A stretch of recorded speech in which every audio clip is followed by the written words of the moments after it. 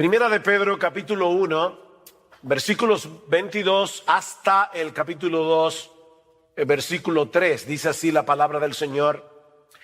Habiendo purificado vuestras almas por la obediencia a la verdad mediante el Espíritu, para el amor fraternal no fingido, amaos unos a otros entrañablemente de corazón puro, siendo renacidos no de simiente corruptible, sino de incorruptible, por la palabra de Dios que vive y permanece para siempre, porque toda carne es como hierba, y toda la gloria del hombre como la flor de la hierba se seca, la flor se cae, mas la palabra del Señor permanece para siempre. Y esta es la palabra que por el Evangelio os ha sido anunciada. Desechando pues toda malicia, todo engaño, hipocresía, envidias y todas las detracciones, desead como niños recién nacidos la leche espiritual no adulterada, para que por ella crezcáis para salvación, si es que habéis gustado la benignidad del Señor. Si yo les preguntara o les pidiera en esta tarde que se pusieran de pie, todos los que están aquí, que se sienten plenamente satisfechos con su vida espiritual, que se pongan de pie todos los que crean haber llegado ya al tope de su madurez en Cristo. Yo estoy seguro que casi, y digo casi por si acaso hay alguno aquí que se quiera poner de pie, yo estoy seguro que casi nadie aquí se pondría de pie. Y si alguno de ustedes se pone de pie, por lo menos ya sabemos que hay alguien autoengañado entre nosotros. Porque la vida cristiana está supuesta a ser una vida en constante crecimiento hasta que lleguemos a la presencia del Señor. Así que comenzando por el que les habla y siguiendo por todos ustedes, aquí nadie ha llegado. Aquí nadie ha llegado. De hecho, cuando Pablo escribe su carta a los Filipenses, hablando precisamente acerca del tema de la madurez cristiana, ¿qué dice el apóstol Pablo?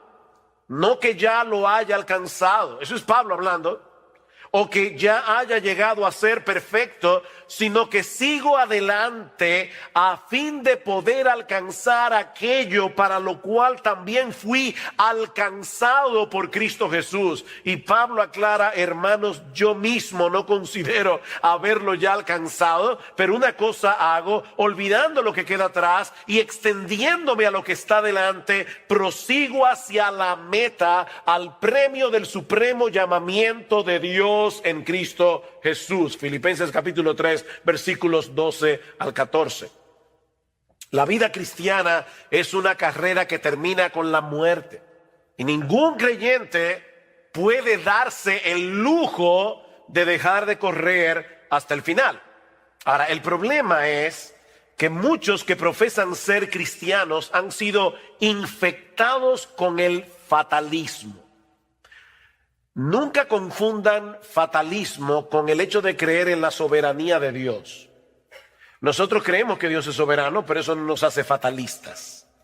Como bueno, lo que va a pasar, y no importa lo que yo haga o lo que yo deje de hacer. Bueno, eso es fatalismo. Y lamentablemente, dentro de las iglesias cristianas hay personas que son fatalistas. Es decir, ellos han llegado a creer que están condenados a la mediocridad, a quedarse estancados donde están, espiritualmente hablando.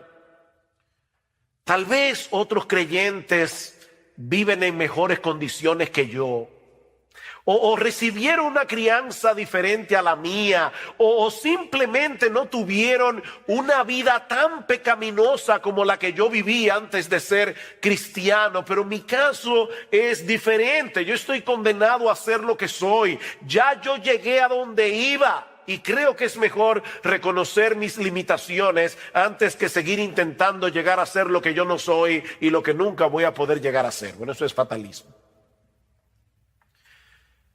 Y tal vez no todos lo expresan de esa manera, ¿verdad? Pero esa es la actitud con la que asumen sus vidas cristianas. Estos creyentes tienen una teología basada en sentimientos, en sus experiencias pasadas y no en lo que Dios nos dice en su palabra. Pastores, que ya yo lo he intentado y vuelvo y me caigo. Entonces, ¿para qué volverlo a intentar? Mi experiencia pasada es lo que está determinando cómo yo vivo mi vida cristiana en el presente y cómo yo creo que debo vivir mi vida cristiana en el futuro. Pero yo no debo vivir mi vida cristiana a la luz de mis experiencias. Yo debo vivir a la luz de lo que dice Dios en su palabra. Estos cristianos se sienten atrapados como si no hubiera otra opción para ellos. Ahora, yo espero demostrar en este preditaller que sí hay otra opción si somos verdaderos cristianos, porque Dios nos ha dado todos los recursos que necesitamos para nuestro crecimiento espiritual. Y mañana vamos a hablar acerca de la suficiencia de las Escrituras y vamos a ampliar este tema, pero en esta tarde yo quiero decirles que ustedes no están condenados a quedarse donde están, ni yo tampoco. Solo que no existe ningún atajo en la carrera de la fe, ninguna experiencia mística o emocional que nos lleve a crecer espiritualmente de la noche a la mañana. No, mis hermanos, se trata de un proceso gradual que dura toda la vida por la obra del Espíritu Santo en nosotros a través de su palabra. Y de ahí la exhortación que nosotros encontramos en nuestro texto en el capítulo 2 de la primera carta del apóstol Pedro. Y allí tenemos en primer lugar un mandato. De hecho, el único mandato que hay en este pasaje que yo leí, y está en el versículo 2, desead. Desead como niños recién nacidos la leche espiritual no adulterada. Notan, mis hermanos, que no se trata de una sugerencia, es una orden. Lo que hace mucho que no pasaron por la escuela, saben que la palabra desear aquí está en qué modo? Imperativo. ¿Y qué indica el modo imperativo? Es un mandato, es una orden de parte de Dios. De manera que si tú eres un cristiano y en este momento tienes muy poco apetito por la palabra de Dios, Dios te está ordenando aquí a que comiences a desearla más. Dios te lo ordena. Noten que Pedro no nos está diciendo aquí que debemos leer la Biblia o memorizar la Biblia o estudiar la Biblia o incluso enseñarle la Biblia a otros. Por supuesto, debemos hacer todo eso. Debemos leer la Biblia, debemos memorizar la Biblia, debemos estudiar la Biblia, debemos enseñar la Biblia a otros. Pero ¿qué es lo que Pedro nos está ordenando aquí? Que la deseemos. Y ese es el enfoque, ese es el énfasis de mi taller. No es cómo leer la Biblia, no es cómo estudiar la Biblia. Lo que yo quiero que veamos en esta tarde es que debemos desear la Biblia, desear la palabra de Dios. Esta palabra transmite la idea de algo que se anhela fervientemente, algo que deseas con tal intensidad que ninguna otra cosa de este mundo sería capaz de satisfacer ese anhelo, el anhelo por la Biblia. Se trata de algo que percibes como una necesidad tan vital como el aire que respiras. De ahí la analogía o la comparación que usa Pedro. ¿Cómo debemos desear la leche espiritual de la palabra? ¿Cómo? Como niños recién nacidos. Y por si acaso, Pedro no nos está diciendo aquí que si tú eres un nuevo creyente, un niño que acaba de nacer en la fe, debes desear la palabra de Dios. No. No importa que tengas 5 meses de nacido o que tengas 80 años como cristiano. Todo creyente debe desear la leche espiritual no adulterada, como los niños recién nacidos desean la leche materna. No es que Pedro esté hablando de nuevos creyentes. No, él está diciendo a todos los cristianos: deben desear la palabra de Dios como los niños recién nacidos desean la leche espiritual. Los niños nacen con un dispositivo puesto por Dios que los lleva a desear la leche materna como ellos no desean ninguna otra cosa de este mundo. Porque sus vidas dependen de eso. Por eso alguien decía que los niños vienen de fábrica con un desorden obsesivo compulsivo por la leche materna. Un desorden obsesivo compulsivo. Ellos no quieren otra cosa. Y ustedes ven que da risa porque las madres se preocupan mucho por el color de la frazada con el que ellas envuelven al bebé mientras los lactan. ¿Verdad? Bueno, por lo menos en República Dominicana. Sobre todo si hay visita en la casa. Y ellas quieren que hasta eso se vea bien, ¿verdad? La frazada. Pero créanme, los niños recién nacidos no tienen ningún interés por la frazada. A ellos no les importa de qué color es, no les importan los animalitos que la abuelita le bordó. Ellos quieren leche. La leche de la mamá. No les interesa otra cosa. Tú le puedes ofrecer un peluche. Un peluche sumamente llamativo, pero ellos no quieren un peluche, ellos quieren leche. Y tienen una alarma horrible para que no se te olvide. Hace mucho oí la historia de un señor que tenía muchísimas deudas y alguien le preguntó, ¿y cómo tú duermes por las noches debiendo tanto dinero? Y dice, yo duermo como un bebé. De verdad, dice, sí despierto cada 3 horas llorando, porque eso es lo que hacen los bebés. Los bebés despiertan cada 3 horas. Yo no sé por qué la gente dice dormir como un bebé y los bebés duermen. Eso es como una alarma ahí. Y comienzan grita y grita y grita hasta que la mamá les da la leche. Es un desorden obsesivo compulsivo que tienen los bebés. Bueno, hermanos, Pedro nos está diciendo en este texto que es así como tú y yo debemos desear la Biblia. Oh, wow. Ya como que no da mucha risa, ¿verdad? Pedro nos está diciendo, ¿tú eres un cristiano? Desead como niños recién nacidos la leche espiritual no adulterada. Como los niños desean la leche de la mamá. Dice el salmista en el Salmo 19, versículo 10, que la palabra de Dios era para él más deseable que el oro, que mucho oro afinado, y era para él más dulce y más dulce que la miel que destila del panal. Y lo mismo expresa el autor del Salmo 119. Algunos creen que el autor del Salmo 119 era Esdras, el escriba. Pero sea quien haya sido el autor del Salmo 119, mis hermanos, este hombre escribió un poema de amor dedicado a la Biblia. Lean el Salmo 119 con eso en mente y se van a dar cuenta que es un poema de amor. Un hombre enamorado de la Biblia. Y solamente por citar algunos textos del Salmo 119, versículo 16, me deleitaré en tus estatutos y no olvidaré tu palabra. Versículo 20, quebrantada está mi alma, anhelando tus ordenanzas en todo tiempo. Versículo 47, me deleitaré en tus mandamientos, los cuales amo. Versículo 72, mejor es para mí la ley de tu boca que millares de piezas de oro y de plata. Versículo 97, oh cuánto amo tu ley, todo el día es ella mi meditación. Versículo 131, abrí mi boca y suspiré porque anhelaba tus mandamientos. Versículo 162, me regocijo en tu palabra como quien haya un gran botín. Eso es desear como niños recién nacidos la leche espiritual no adulterada. Y créame, tuve que seleccionar algunos textos del Salmo 119. Ahora, yo sé que el fatalista que hay en ti dice que eso no es posible.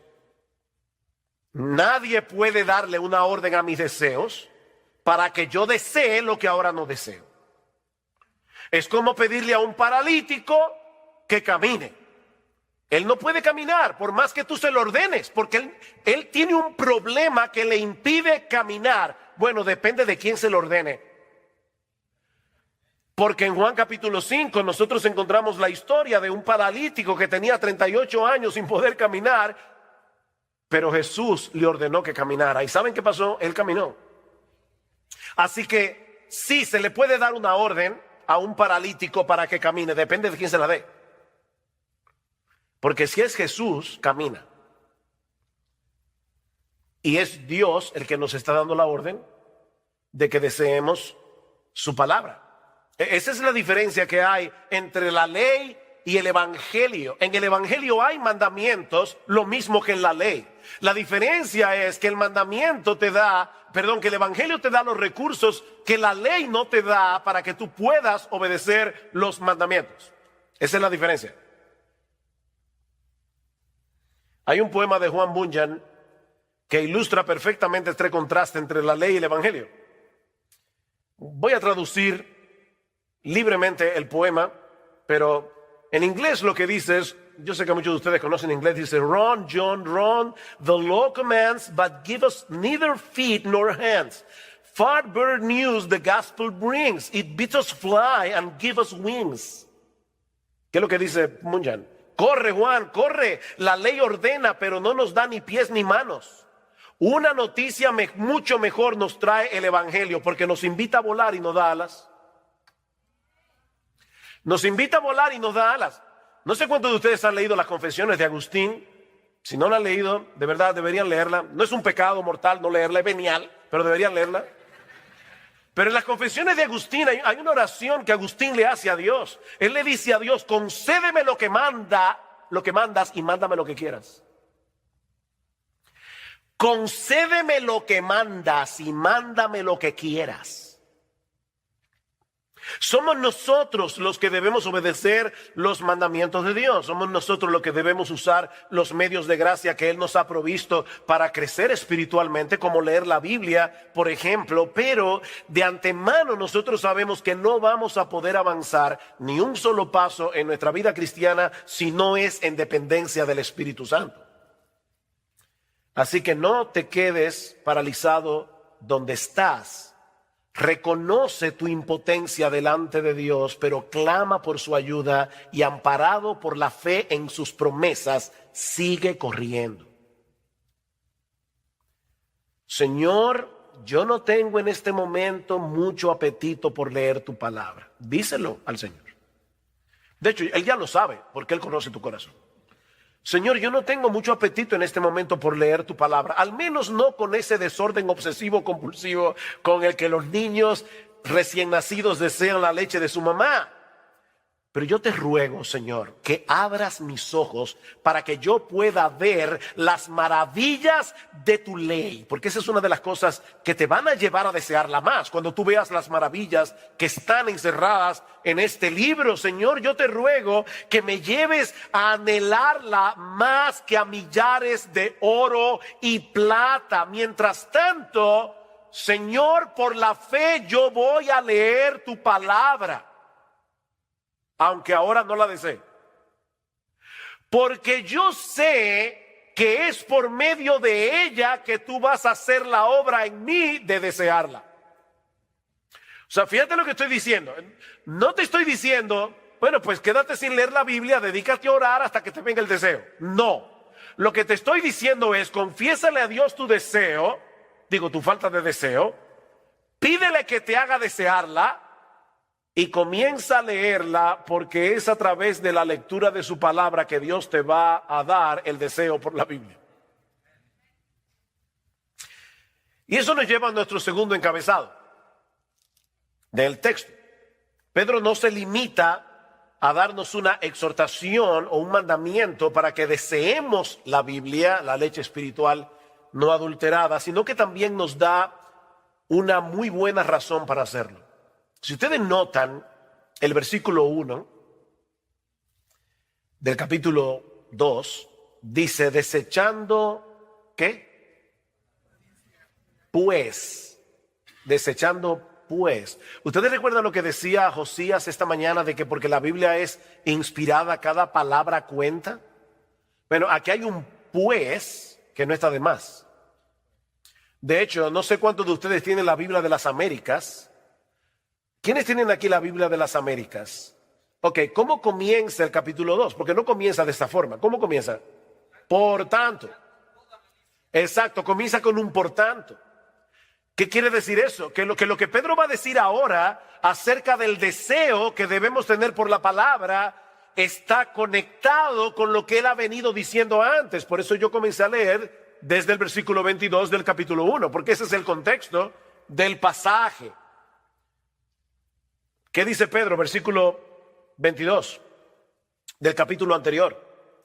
Habiendo purificado vuestras almas por la obediencia a la verdad mediante el Espíritu para el amor fraternal no fingido, amaos unos a otros entrañablemente de corazón puro, siendo renacidos o habiendo nacido de nuevo, no de simiente corruptible, sino de incorruptible, por medio de la palabra de Dios que vive y permanece para siempre. Por tanto, desechando toda malicia, ¿ven el punto? La conexión fue por el poder de la palabra que Dios impartió en nosotros una nueva vida, dice Pedro, al punto de ser capaces de amarnos unos a otros con un amor sincero de hermanos. O sea, la palabra de Dios es tan poderosa que a través de su palabra nuestros corazones fueron purificados, nuestros corazones fueron libertados de la esclavitud del pecado, fueron libertados del orgullo, fueron libertados del egoísmo. ¿No es eso lo que nos impide amar a los demás? Bueno, Pedro dice, fue por la palabra que ustedes fueron purificados de esa manera, para que se puedan amar. Dice en Santiago, capítulo 1, versículo 18, en el ejercicio de su voluntad, Él nos hizo nacer por la palabra de verdad, para que fuéramos las primicias de sus criaturas. El nuevo nacimiento se produce por la palabra. ¿Qué debemos hacer ahora? Alimentarnos de esa misma palabra que nos dio vida. Esa misma palabra por la cual fuimos transformados. Alguien decía, la madre de la criatura es también la amamantadora de ella, ¿no es así? La que pare el niño es la que la amamanta. Bueno, ¿quién te parió? ¿Te parió Dios? ¿Por medio de qué? Por medio de su palabra. Eso es lo que Pedro está diciendo. Fuiste engendrado por la palabra, amamántate de la palabra. Ahora tienes que seguir alimentándote por esa misma palabra, porque este libro no es un mero registro de las cosas que Dios hizo por nosotros o que Dios habló en un pasado distante.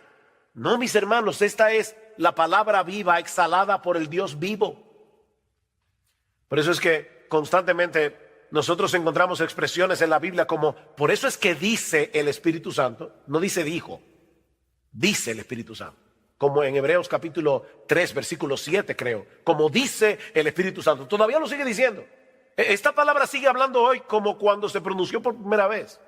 Es una palabra viva. Y ya oyeron ustedes hablando de la inspiración bastante hoy. Toda la Escritura es inspirada por Dios y útil para enseñar, para redarguir, para corregir, para instruir en justicia, a fin de que el hombre de Dios sea perfecto, enteramente preparado para toda buena obra. Es la palabra exhalada de Dios. Es por eso que este libro es eficaz, porque está vivo. Increíble. Bueno, iba a usar esa ilustración mañana, pero bueno, ya, ni modo. ¿Saben que leí recientemente que una sociedad de ateos en Estados Unidos estaba haciendo fuerza porque sacaran la Biblia de los hoteles? La Biblia de los Gedeones. Y la pregunta mía es, ¿y por qué los ateos quieren que saquen la Biblia de los hoteles? ¿Será porque ellos creen que ella es capaz de convertir a la gente? Parece verdad como que los ateos tienen más fe en la palabra que muchos cristianos. Ellos le tienen miedo a este libro, a lo que este libro puede hacer. Y por eso quieren sacarlo de las escuelas, quieren sacarlo de los hoteles, quieren sacarlo de todas partes. La palabra de Dios es viva y eficaz y más cortante que toda espada de doble filo. La palabra de Dios está viva. Este libro está vivo. Es un libro poderoso. O el texto que citó nuestro hermano Carballosa ahora, dice: por eso también nosotros sin cesar damos gracias a Dios. Primera Tesalónica 2:13, de que cuando recibisteis la palabra de Dios que oísteis de nosotros, dice, la aceptasteis no como la palabra de hombres, sino como lo que realmente es. Estoy leyendo de las Américas, la palabra de Dios, la cual también hace su obra en vosotros los que creéis. Hace su obra. Es una palabra viva. Dios sigue hablando hoy a través de su palabra para transformar la vida de aquellos que la reciben por medio de la fe. Esta es una palabra que nunca perderá su poder de transformar. Sigue diciendo Pedro en el capítulo 1, porque toda carne es como hierba, versículo 24, toda la gloria del hombre como la flor de la hierba se seca, la flor se cae, mas la palabra del Señor permanece para siempre. Y esta es la palabra que por el evangelio os ha sido anunciada. Por tanto, desead como niños recién nacidos la leche espiritual no adulterada. La misma palabra que Dios usó para darnos vida es la misma que Él usa para sostener y fortalecer esa nueva vida.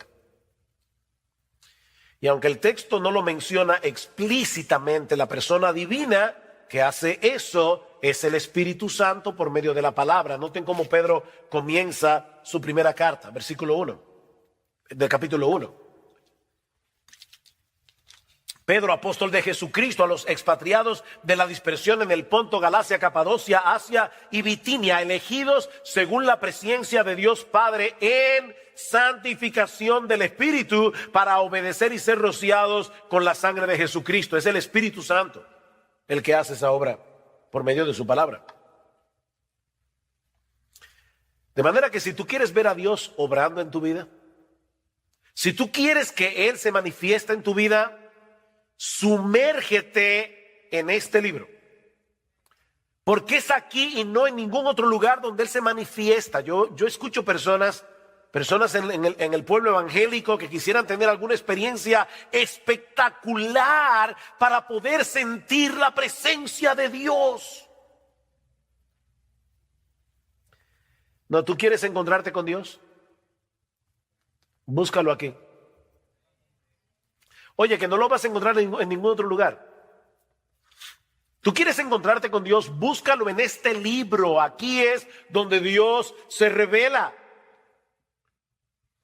¿Ustedes recuerdan aquella famosa escena cuando Elías manda a matar a los profetas falsos de Baal y él mismo sale huyendo al monte Carmelo y se esconde de la furia de Jezabel? Y dice que el Señor se le aparece en el primer libro de Reyes, capítulo 19. Escuchen lo que dice a partir del versículo 11. Y he aquí Jehová que pasaba y un grande y poderoso viento que rompía los montes y quebraba las peñas delante de Jehová. Pero Jehová no estaba en el viento. A los que les encanta la cosa, no, ahí no estaba Dios. Y tras el viento un terremoto, ahí sí. No, Jehová tampoco estaba en el terremoto. Y tras el terremoto un fuego, ahí sí, fuego es lo que queremos. No, Jehová no estaba en el fuego. Y tras el fuego un silbo apacible y delicado. Y cuando lo oyó Elías, cubrió su rostro con su manto y salió y se puso a la puerta de la cueva. Y he aquí vino a él una voz diciendo: ¿qué haces aquí, Elías? ¿Se dan cuenta? El Señor no estaba ni en el viento, ni en el terremoto, ni en el fuego. Él estaba en el sonido, susurro apacible de su voz. Dios se manifiesta en su palabra, Él actúa por medio de su palabra, Él se revela en su palabra, Él allí nos da a conocer lo que Él ha hecho, hace y hará a nuestro favor. Es por eso que esta palabra no solo alimenta, es una palabra que deleita. Vean una vez más el versículo 3 del capítulo 2 de Primera de Pedro. Dice: si es que habéis gustado la benignidad del Señor.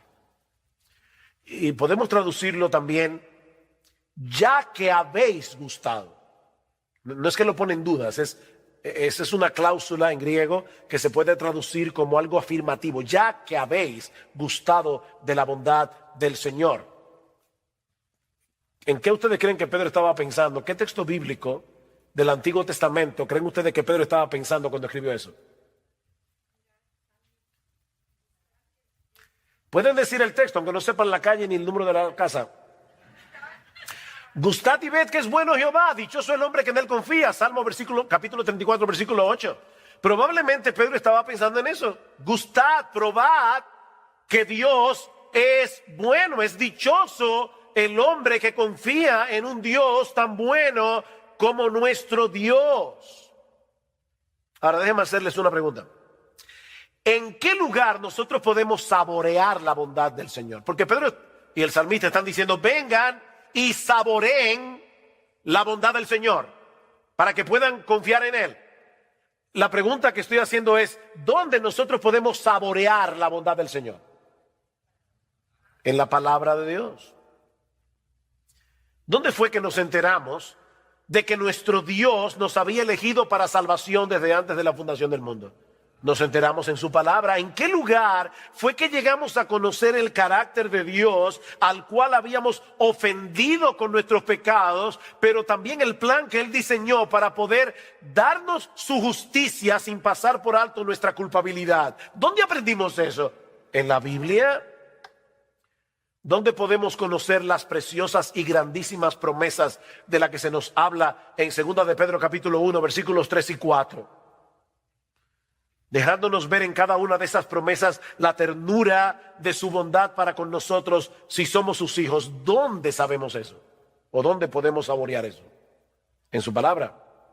Así que es una leche que alimenta, pero es una leche que deleita. Es una leche que deleita. Miren, mis hermanos, nosotros deberíamos leer la Biblia todos los días. Todos los días.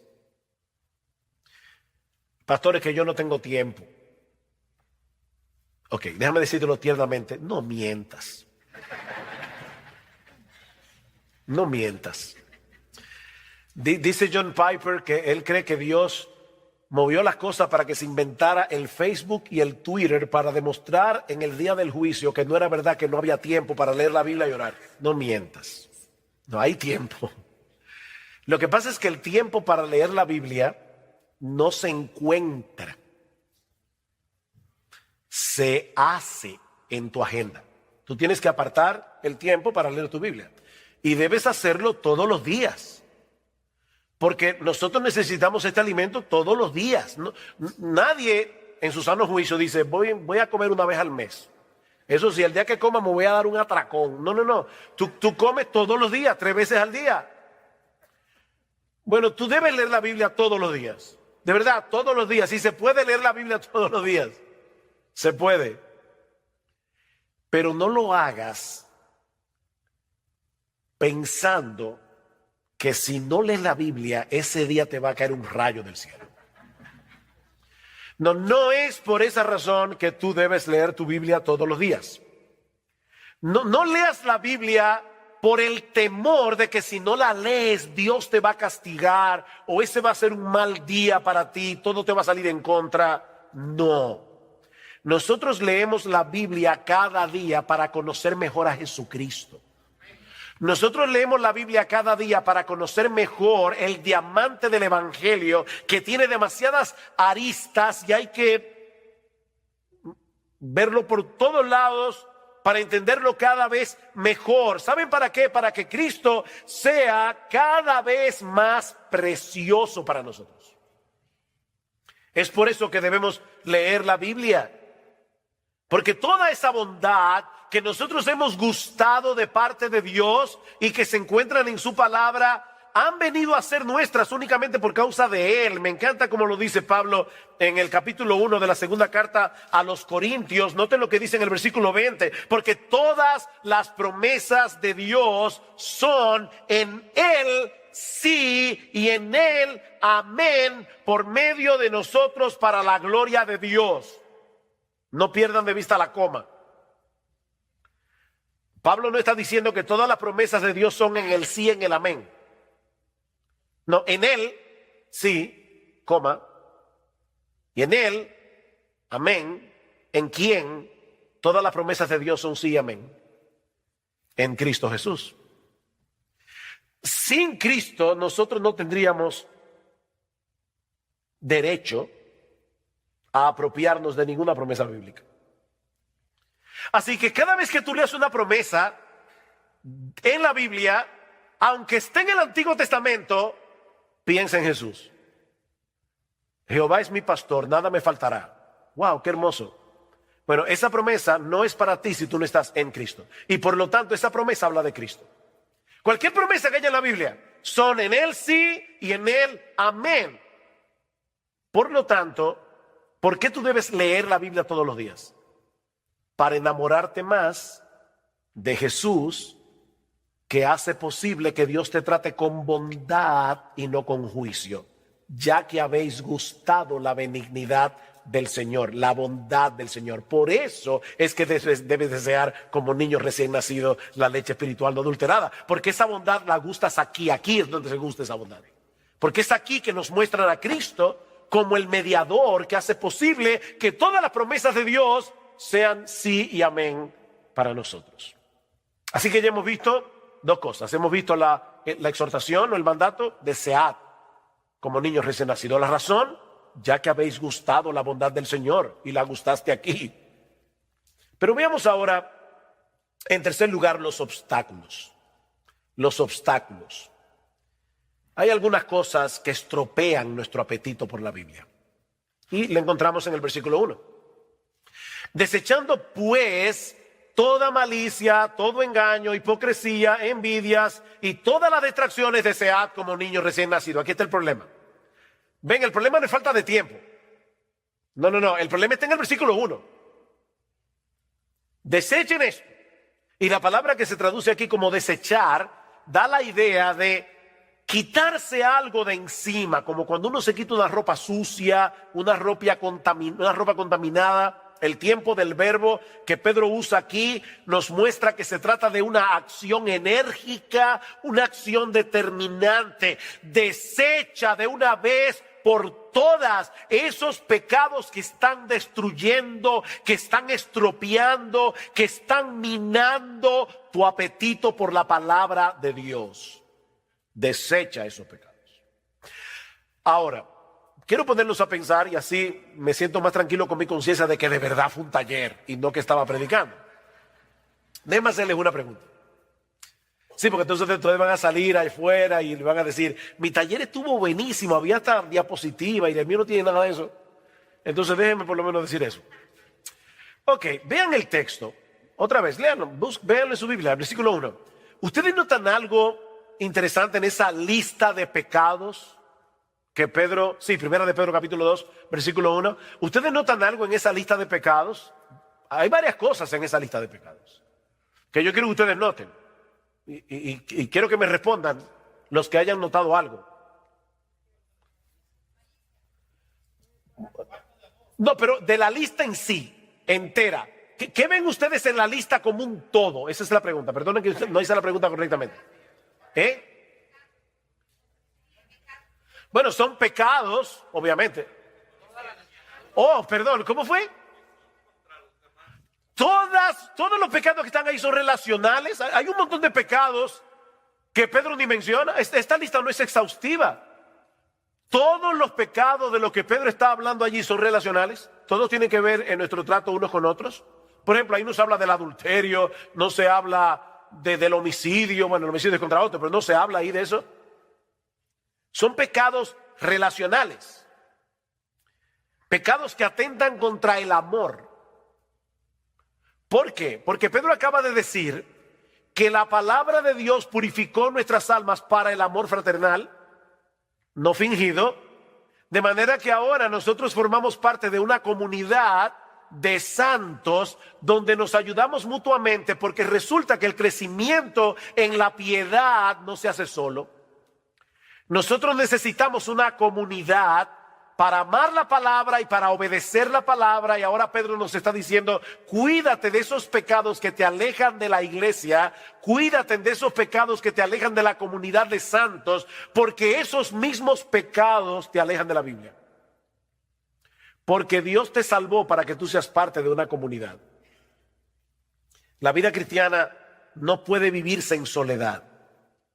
De manera que nosotros podemos englobar todos esos pecados en uno solo. No actúen en ninguna manera que sea contraria al amor fraternal. ¿Saben por qué? Porque eso afectará nuestro apetito por la palabra.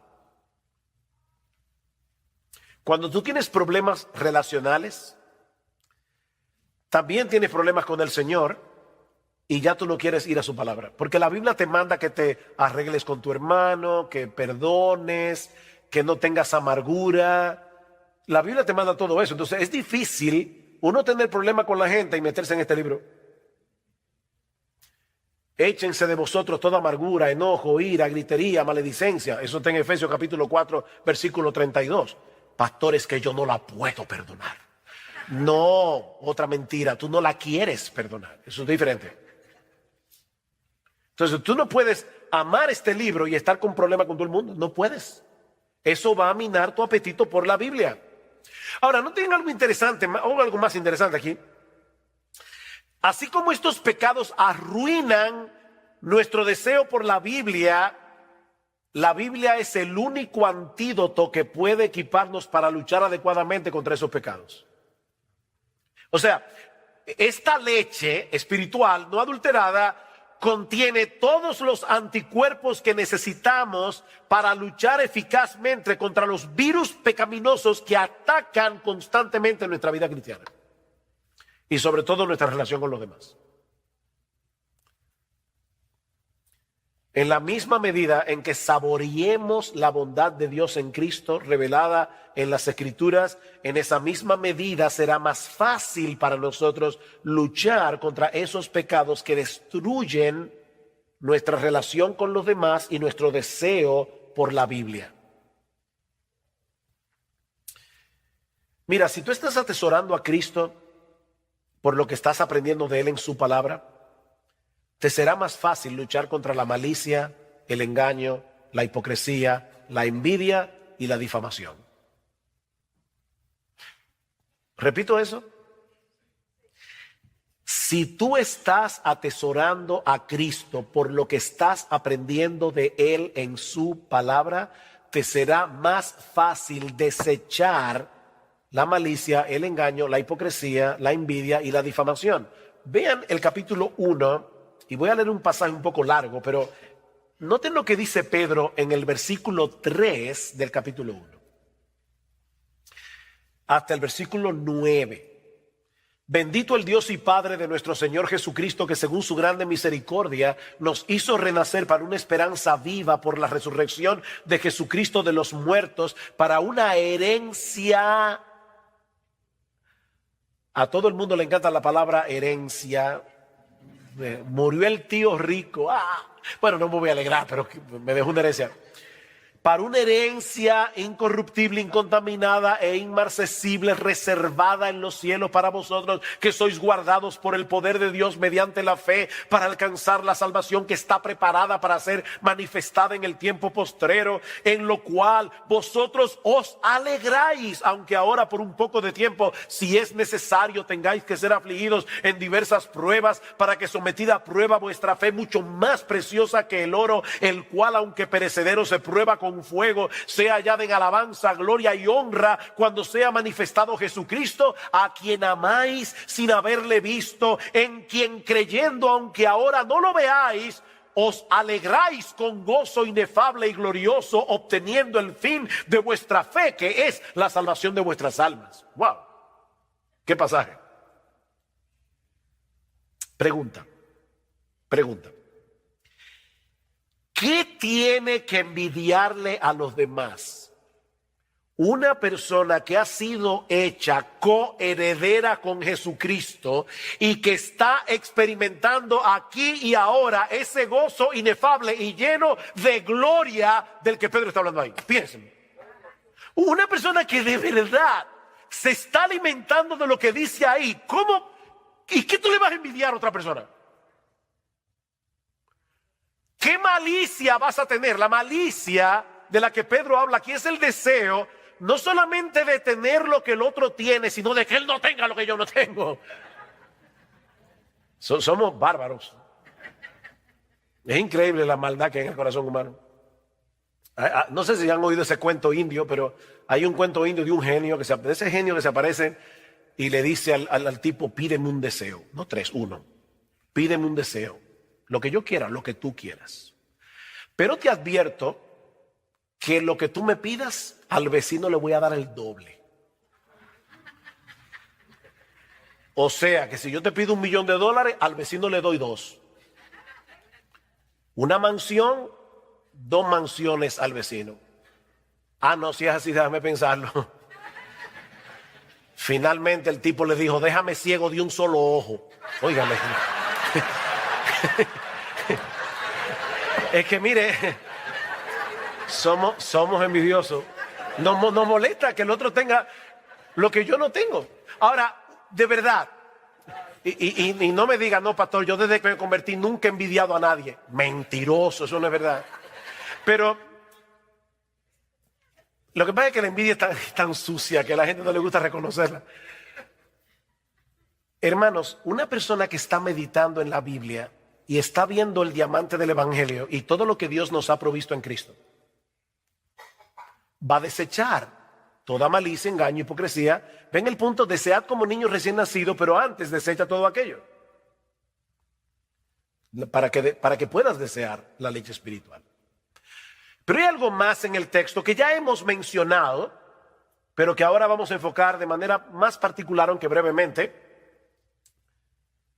Perdona, ¿qué hora fue que empezamos? No, en serio, no es relajo.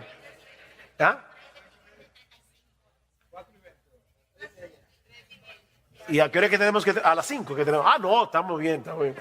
Ok. Ya vimos, ¿qué vimos?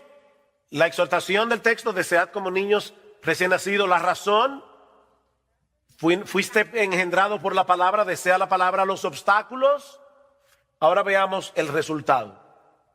¿Qué sucederá si en dependencia del Espíritu Santo luchamos por desechar de nuestra vida los pecados que se mencionan en el versículo 1, mientras nos alimentamos apropiadamente de la leche espiritual no adulterada? ¿Qué va a pasar? Vean otra vez el versículo 2.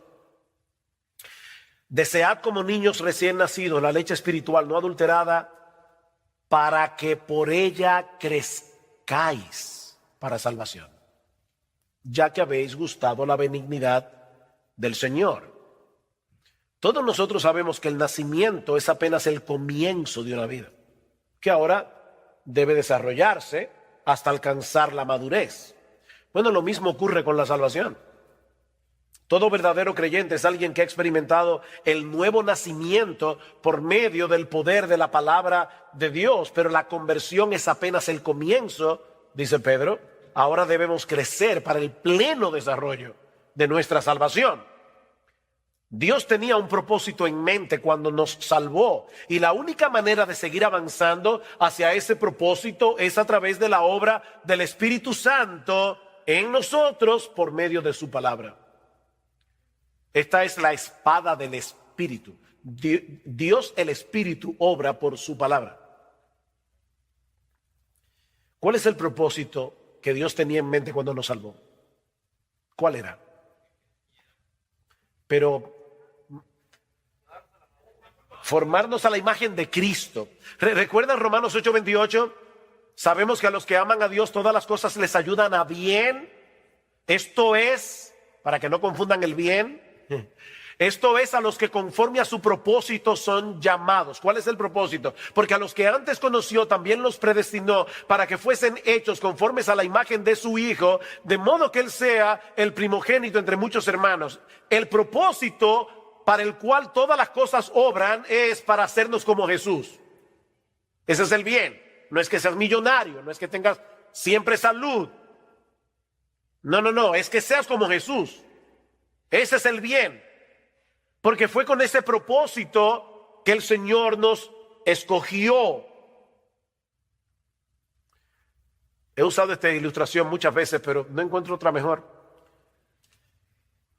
Una vez le preguntaron al gran escultor renacentista Miguel Ángel. Él estaba con un bloque de mármol enorme y iba a esculpir un caballo. Yo no sé cuántos de ustedes han visto las obras de Miguel Ángel, aunque sea en foto, pero de verdad que parece que tienen vida. Y alguien le preguntó, ¿cómo tú puedes sacar un caballo de ese bloque de mármol?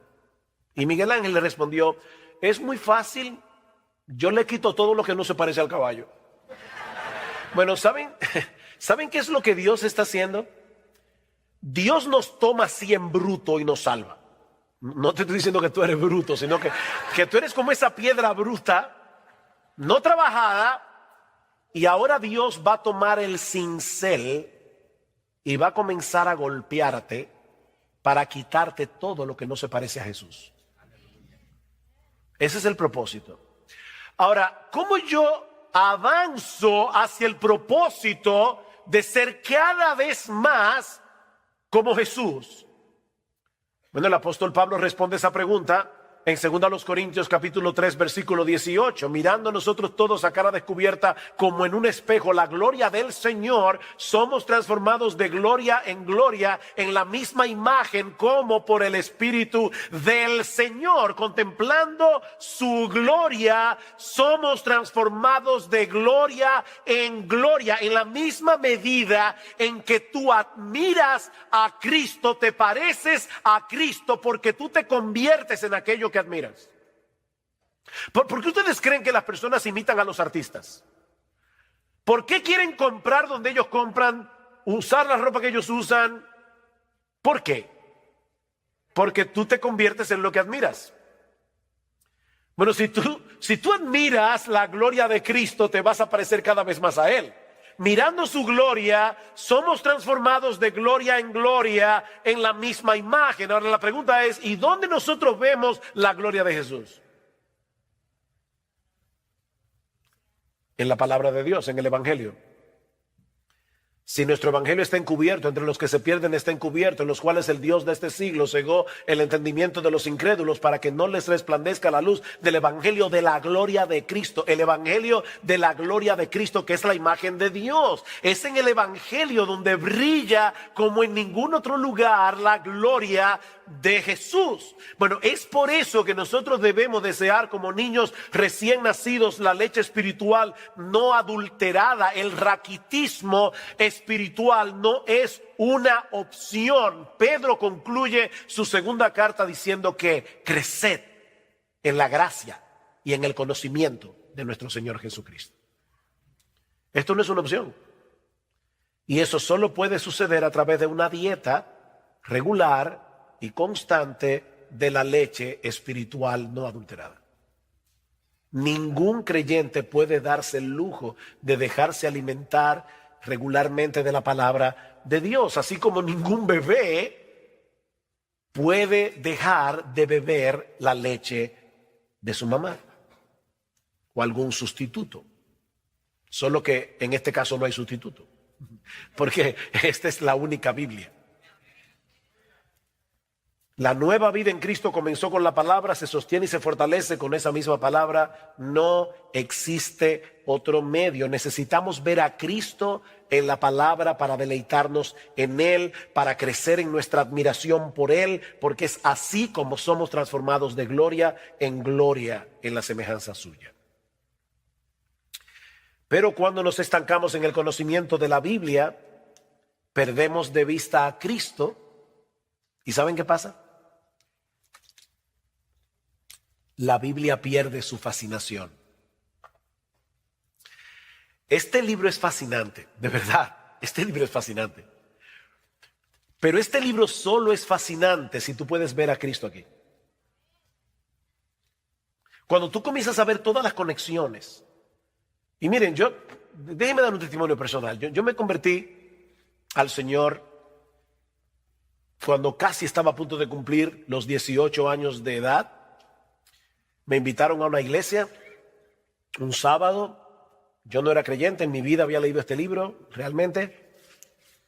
Y me fascinó lo que oí, aunque no creía en nada de eso, pero Me fascinó y oré al Señor y le dije, mira Dios, si tú me estás oyendo, yo te quiero conocer, yo no sé si tú estás ahí.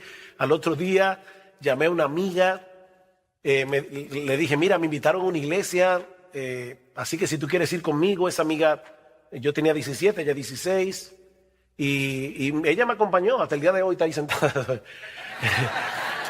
Bueno, la Biblia dice que el que gana almas es sabio. Bueno, el asunto es que empezamos a leer la Biblia juntos.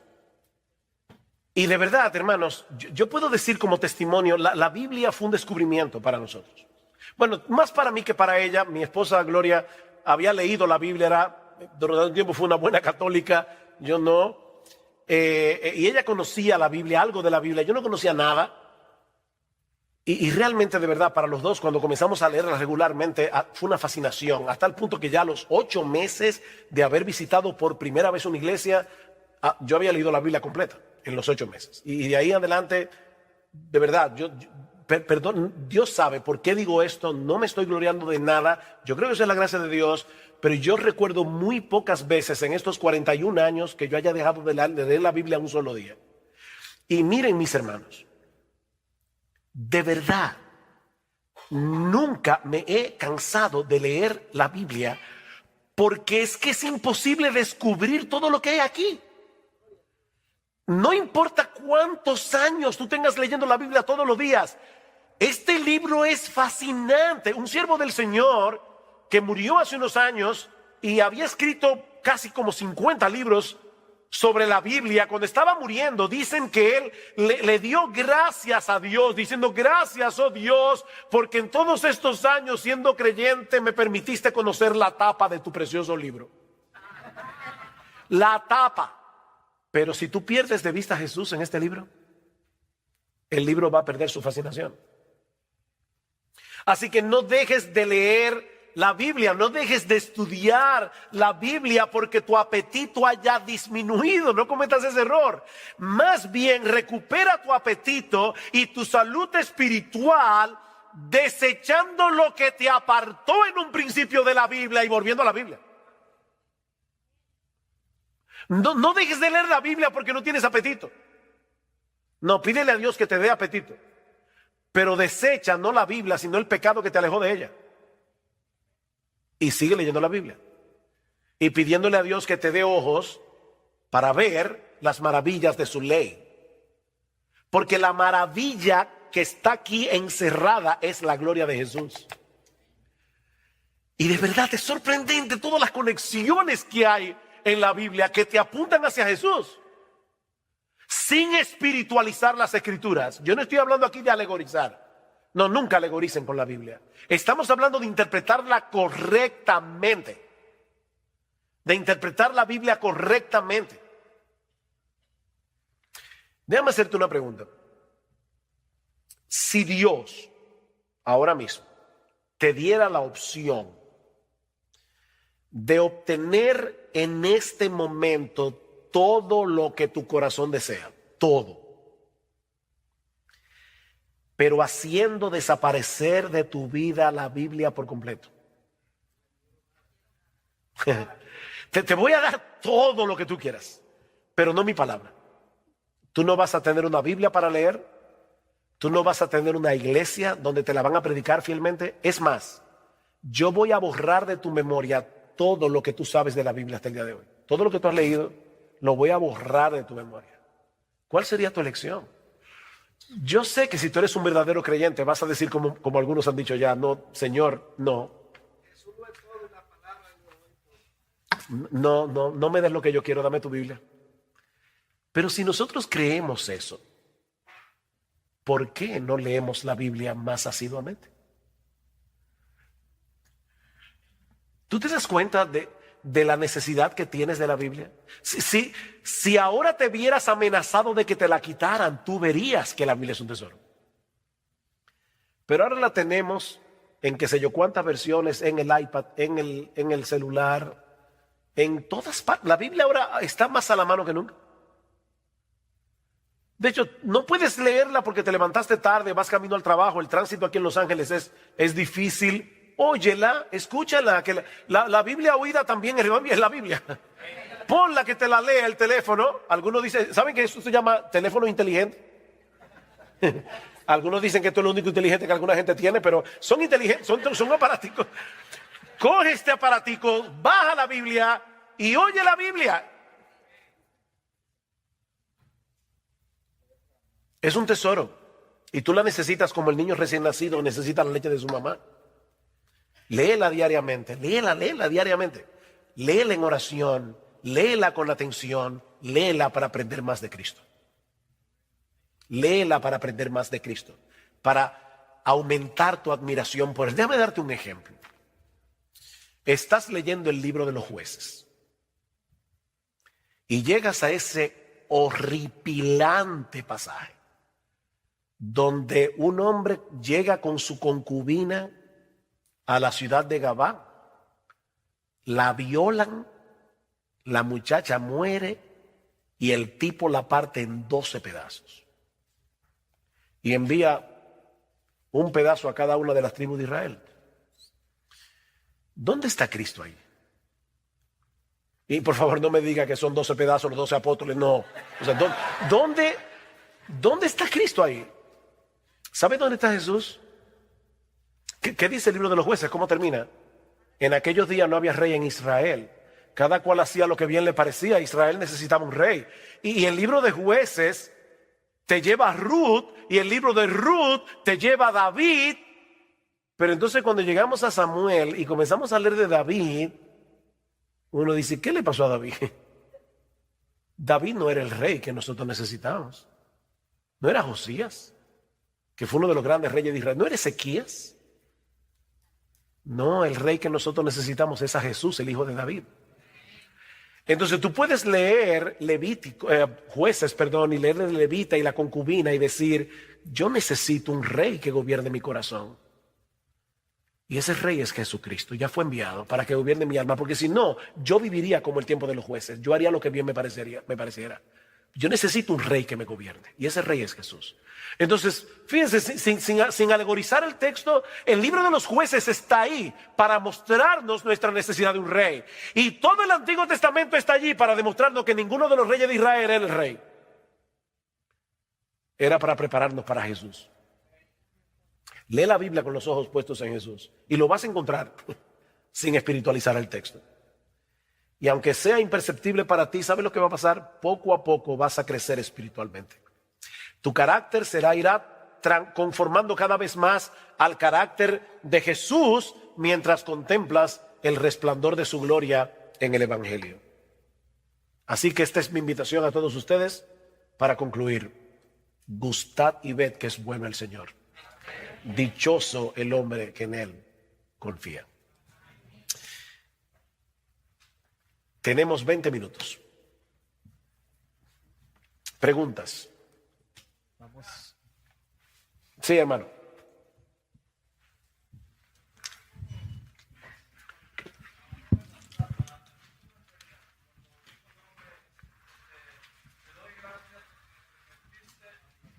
Preguntas.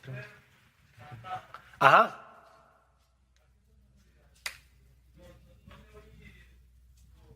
¿Quién dijo eso? Oh, él está diciendo, es una ironía porque él está diciendo, bueno, me pasé 60 años, yo no sé cuánto estudiando la Biblia y lo más que llegué a aprender fue esto, la tapa. O sea, es como, mira todo lo que me faltó conocer porque yo nada más conocí la tapa. Pero obviamente fue una ironía, no una ironía, pero es diciendo, cuánto me faltó por conocer de tu libro. Eso lo dijo John Rice. Vamos a tener las preguntas aquí con el micrófono. Vamos a hacer una fila. Vamos a hacer una fila aquí y vamos a ir pasando el micrófono. Entonces. El hermano está aquí. Sí, yo estaba buscando de dónde sale esa voz misteriosa. Por acá estamos. Acá. Otra pregunta. Sí. Levantando la mano. ¿Sí? Sugel, hay un dicho que dice que entre gitanos no se leen las manos. ¿Qué? ¿Un dicho que dice? Que dice que entre gitanos no se leen las manos. Aquí estamos solamente hispanoamericanos y sabemos que hay un histórico lastre cultural entre nuestros pueblos por el cual no estamos acostumbrados a leer, no leemos tanto como deberíamos. ¿Qué opinión te merece eso? ¿Y cómo podríamos aplicar todo esto de lo que has hablado, que es valiosísimo, a un pueblo que tradicionalmente, históricamente, no está relacionado con los libros? Gracias por la pregunta. Primero, noten que ni siquiera en el texto griego dice: desead como niños recién nacidos la leche espiritual no adulterada, a menos que tú seas latinoamericano. Eso no está en el texto original.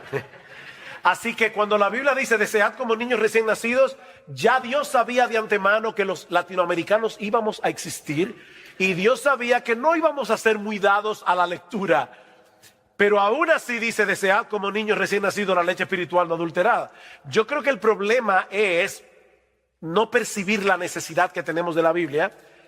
El hábito de lectura es algo que se desarrolla, y se desarrolla poco a poco. Yo te diría, no comiences a leer muchos capítulos de la Biblia si no tienes el hábito de lectura. Pero ¿sabes qué, mi hermano? Es mejor que leas una pequeña porción cada día a que no leas la Biblia en una semana y entonces poco a poco vas a formar el hábito. La siguiente pregunta que yo tengo es que usted dice, si Dios te dijere, te daré todo lo que tú quieres, pero te quitaré mi palabra y te borraré todo de tu mente. ¿A qué se refería allí? Prácticamente a mi alcance mueres espiritual. No, claro, esto es una ilustración. Dios nunca va a hacer eso, gracias al Señor. Él nunca nos va a poner a elegir. Sin embargo, el hecho de ponernos a elegir, aunque sea algo supuesto, nos ayuda a visualizar más claramente cuánto de verdad atesoramos la Biblia. Sin embargo, no actuamos en consecuencia, porque si nos dijeran te voy a quitar la Biblia, tú dirías no me la quites. Bueno, pero sin embargo la tienes y no la lees. Entonces fue para chocarnos un poco, pero obviamente Dios nunca va a hacer eso. Sí, buenas tardes, hermano. Ya nos fuimos, pasaron 15 días o 20. La mayoría de los que estamos, pues escuchamos un taller, pero no dimos atención, hermano, y no estamos leyendo en nuestra casa la palabra de Dios. Ya estamos en ese momento. ¿Qué nos dice la Biblia? ¿Qué nos dice el Señor en esta condición? Bueno, vamos a suponer, se acabó la conferencia del IDEX, pasaron 2 semanas y tú dices, el taller del pastor Michelén. Yo no empecé a leer mi Biblia regularmente. Bueno, simplemente no te quedes postrado diciendo, oye, otra vez, es que yo no cambio, no voy a cambiar nunca. No seas fatalista. Señor, perdóname, debí haber hecho un plan, no lo hice. Perdóname por no haberlo hecho, pero voy a comenzar ahora. Y bien, comienza. No dejes que tu falta pasada te lleve a seguir cometiendo faltas futuras. Pide perdón y sigue corriendo. No te quedes postrado allí. Haz un plan de lectura. A nosotros siempre nos ha sido de mucha ayuda tener un plan de lectura. Porque a veces uno se levanta y dice, ¿qué leo de la Biblia? Así es muy difícil desarrollar el hábito. Es bueno que tú sepas, hoy me toca Mateo 5, ya tú sabes, al otro día te va a tocar Mateo 6 y luego Mateo 7. Haz un plan de lectura que te permita exponerte a toda la Biblia. De paso, padres que están aquí, y volviendo a tomar el tema de la falta de lectura entre los latinoamericanos, ¿podemos nosotros cambiar esa cultura ayudando a nuestros hijos a desarrollar el hábito que nuestros padres no nos ayudaron a desarrollar? Ahora, ¿cómo tú crees que tus hijos van a desarrollar ese hábito por la lectura si no te ven leyendo? Y de hecho es algo que, voy a decir esto, yo no soy dogmático con lo que voy a decir ahora, porque de hecho hay personas cercanas a mí con quienes yo he hablado de este tema y no piensan igual que yo, y yo lo respeto.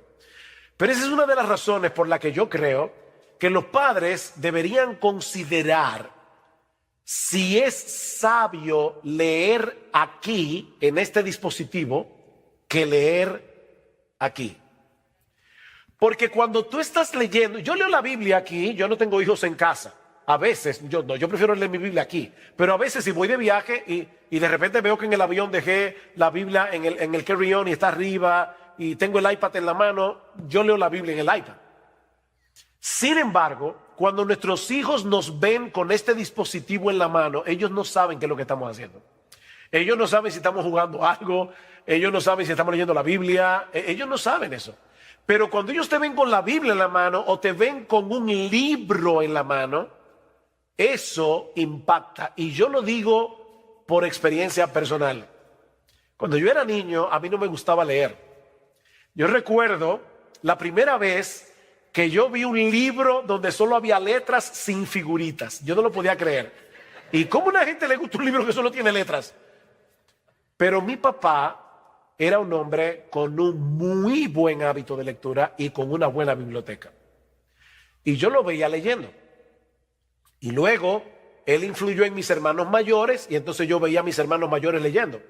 Y yo recuerdo como ahora, cuando yo tenía 12 años, yo no era creyente, ni en mi casa nadie era creyente, fue el boom de Gabriel García Márquez. Y estaba mi papá y mis 2 hermanos leyendo 100 años de soledad.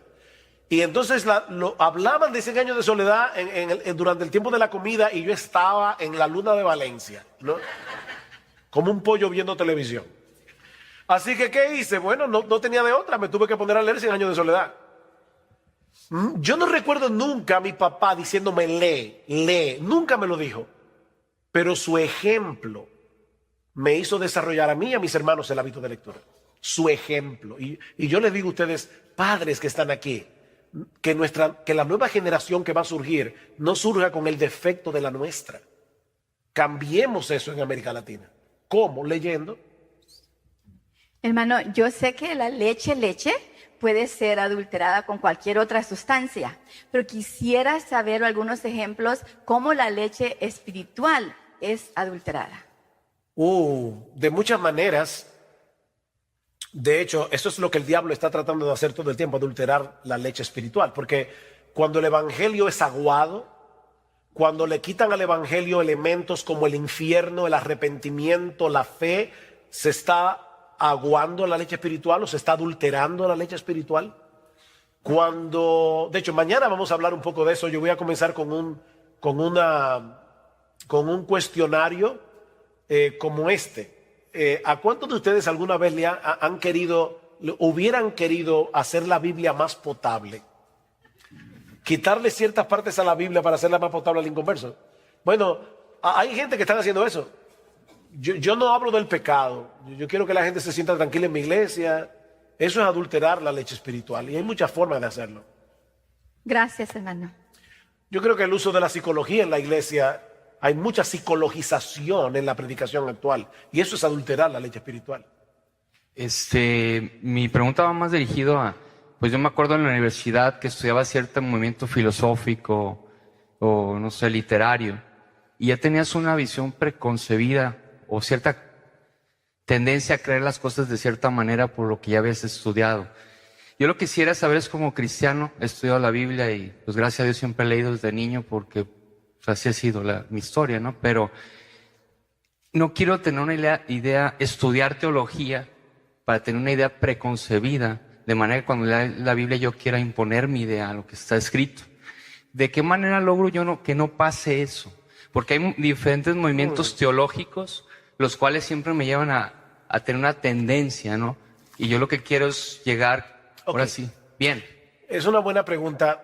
Nadie llega a la Biblia con la mente completamente en blanco. O sea, no trates de decir, voy a quitarme todo mi bagaje teológico, porque no es verdad, no lo vas a poder lograr. Todos nosotros tenemos concepciones ya en la mente. Sin embargo, si tú te concentras en el texto y no estás buscando probar tu concepción, sino entender lo que el texto dice, y lo vas a entender por la gramática. Fíjense como yo decía hoy, bueno, desechando pues, bueno, ese pues me está diciendo que esto que está aquí está conectado con lo anterior, que es lo que dice anteriormente. Entonces yo voy a estar buscando que la gramática me guíe a la interpretación correcta del texto y no buscar en la Biblia probar lo que ya yo creo de antemano. Ahora, yo vuelvo y repito, todos nos acercamos a la Biblia con ideas en la mente, pero estamos ahora estudiando el texto. Y yo voy a fijarme bien de cerca lo que el texto en verdad dice. Y le voy a orar al Señor que me abra mis ojos, que me dé entendimiento para entender las Escrituras. Yo creo que no hay otra forma. Y puede ser que el texto bíblico afiance lo que tú crees, o puede ser que lo corrija, o puede ser que le dé otro matiz y tu teología va a seguir siendo moldeada. Pero hay cosas que yo creo que yo voy a morir creyendo en ellas. Por ejemplo, yo nunca voy a ver en la Biblia un texto que me lleve a no creer que Dios es soberano. O voy a ver en la Biblia un texto que me diga que la Trinidad no existe. No, ya yo sé que la Trinidad existe. Pero si yo veo un texto que parecería probar lo contrario, por ejemplo, Jesús dice, mi Padre es mayor que yo. Oh, pero ven acá, pero si hay una Trinidad y el Padre y el Hijo son iguales en deidad, ¿por qué Cristo dice que el Padre es mayor que Él? Déjame ver el contexto, a ver de qué está hablando Jesús allí. Y me voy a dar cuenta de varias cosas. La primera es que yo creo que ese texto más bien